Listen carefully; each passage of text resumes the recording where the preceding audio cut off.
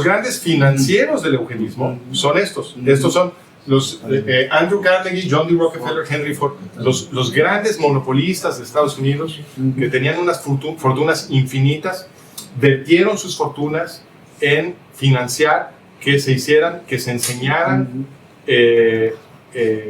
¿cómo se dice?, cursos de eugenismo como si fuera una ciencia en las escuelas secundarias, en las universidades. Lo volvieron mainstream, ¿no? Lo volvieron un lugar común de la civilización moderna, que se hablara de eugenismo, que se dijera que había un gran problema social porque supuestamente había mucho retrasado mental, y qué vamos a hacer con ellos. Y lo que los eugenistas decían que teníamos que hacer con tanto retrasado mental era, por supuesto, encarcelarlos para que no se pudieran reproducir, porque se trataba de eliminar esos genes de la población, ¿no? Y imagínense lo que esto implica cuando ellos están diciendo que la mayoría de la población son retrasados mentales, ¿no? Lo único que puede producir esto es una tremenda opresión. Y la otra, además de encarcelar a algunas personas, la otra solución era, para utilizar conjuntamente, no tenía que escogerse una a la otra, era esterilizar a la gente a la fuerza. ¿Ok? Y en Estados Unidos, en la primera mitad del siglo XX, fueron esterilizados a la fuerza, encarcelados o descasados por funcionarios del Estado, cientos de miles de gringos inocentes. Antes de que nada de esto sucediera en Alemania. Los nazis alemanes todos se lo aprendieron a los gringos. Todos los precedentes legales los tomaron de Estados Unidos. Y de hecho había una tutela. Los eugenistas estadounidenses eran los padrinos de los eugenistas gringos. Les pongo esta foto para explicarles cómo operaba desde el punto de vista político la lógica de los eugenistas. Porque John D. Rockefeller, el principal impulsor de todo esto en términos financieros,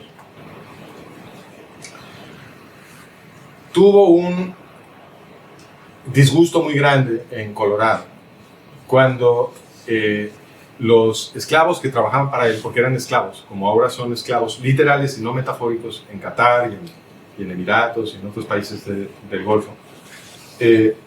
Aquí también, en las minas de Rockefeller, en la primera mitad del siglo XX, justo antes de la Primera Guerra Mundial, los obreros que trabajaban en las minas de Colorado de Rockefeller eran esclavos literales.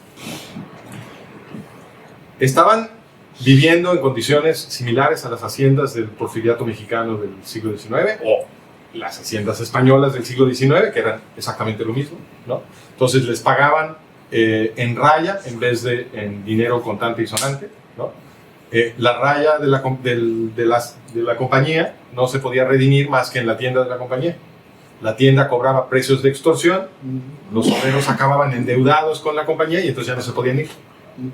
Ya se volvía ilegal irte porque tenías una deuda con la compañía. El pueblo donde vivían los mineros tenía una cerca. El ingreso y el egreso al pueblo se controlaba con mucho cuidado. Había guardias armados. Estos eran esclavos. Y esclavos maltratados, porque las condiciones de seguridad en estas minas eran muy pobres. Se morían como moscas allá abajo. ¿Ok? Entonces, estos muertos de hambre que se morían en las minas, que sufrían todo tipo de accidentes, que estaban siendo oprimidos por la compañía de Rockefeller, logran organizar una huelga para exigir cosas que a ustedes los harían llorar de ternura. Estaban pidiendo simplemente que los oprimieran un poquito menos. Eso era todo lo que estaban pidiendo. Es verdaderamente patético.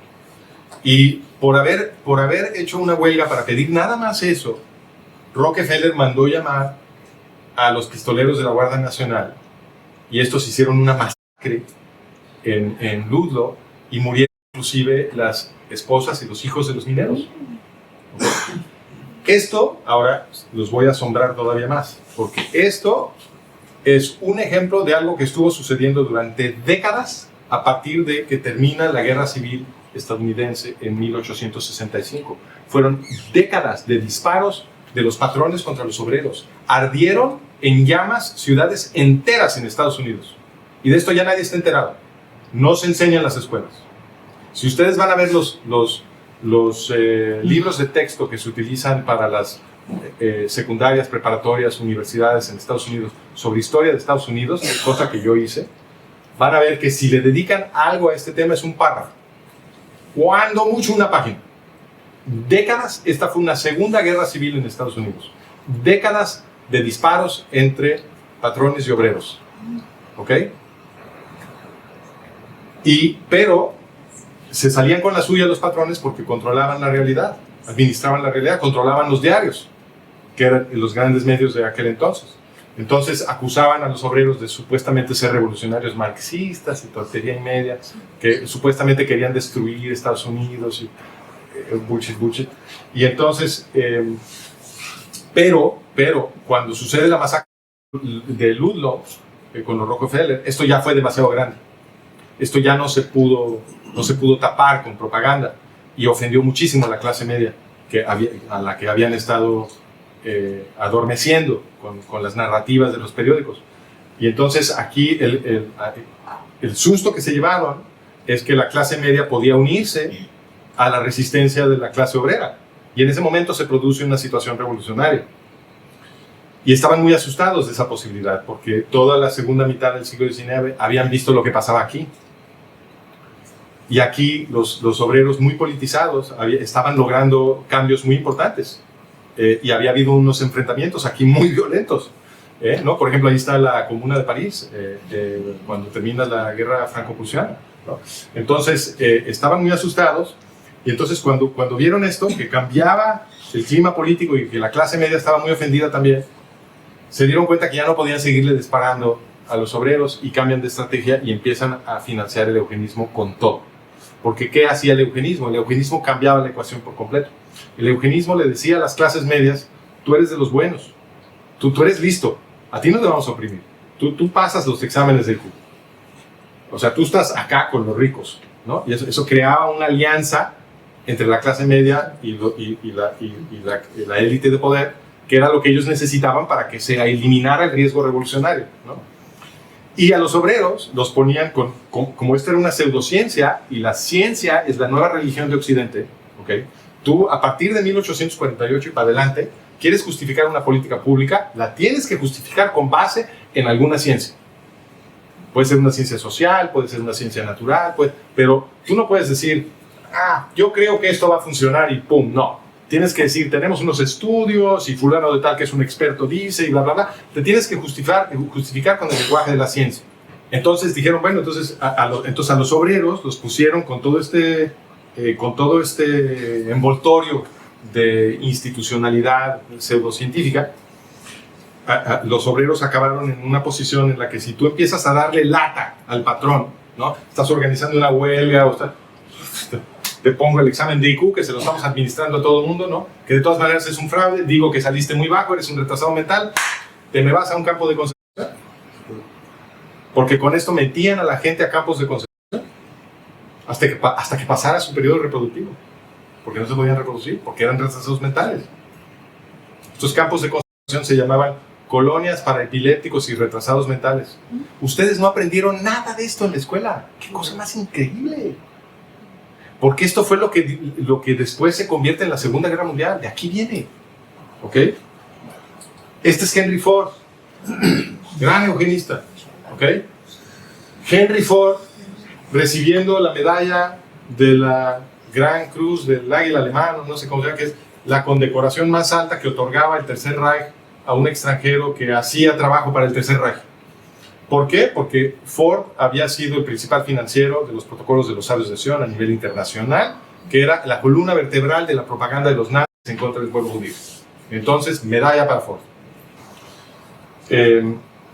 Y lo mismo estaban haciendo Rockefeller y Carnegie y los otros líderes eugenistas.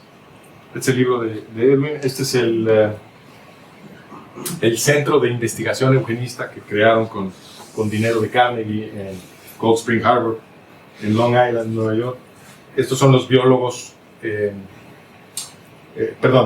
este es biólogo, este es Charles Davenport, del lado izquierdo, biólogo contratado por Carnegie para darle prestigio de ciencia al eugenismo.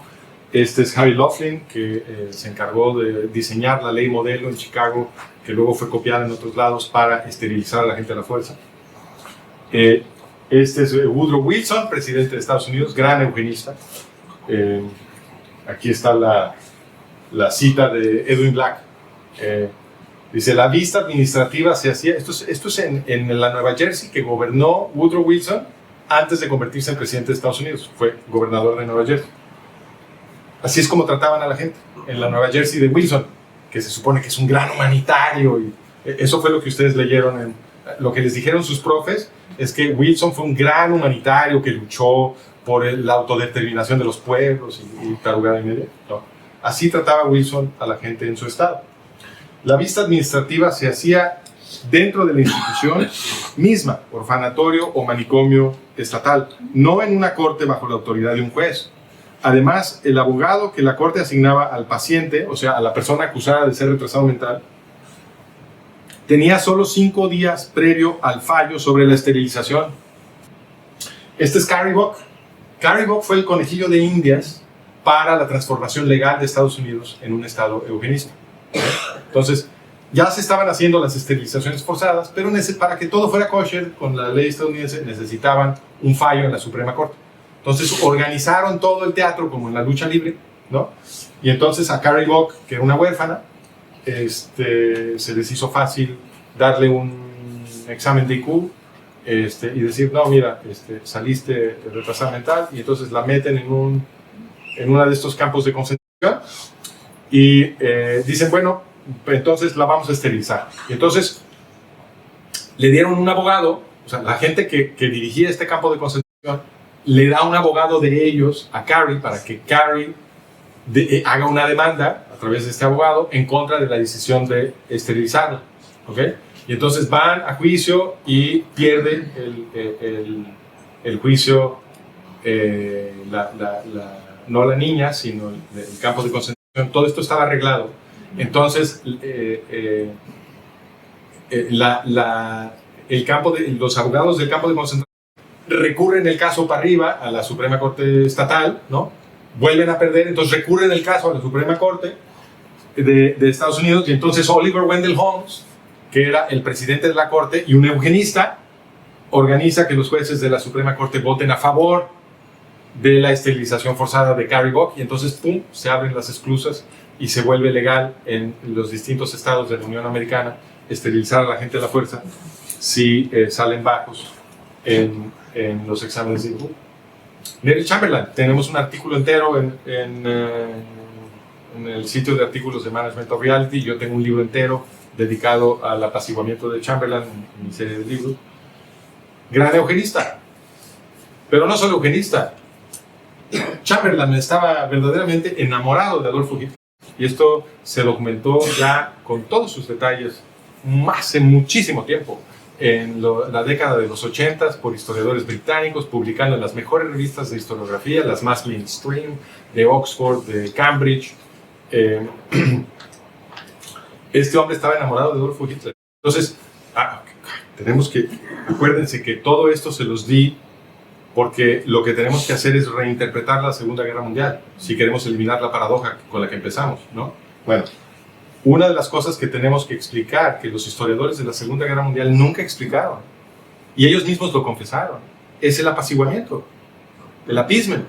Lo que nos dijeron en la escuela fue que Chamberlain era muy tonto y era muy cobarde y nunca entendió a tiempo a Hitler, y además estaba demasiado enamorado de la paz y no tenía el valor de enfrentarse y nunca entendió el genio geopolítico de Hitler. Entonces, la caricatura de Chamberlain que nos dan, que es la de Churchill, es que era tonto y timorato.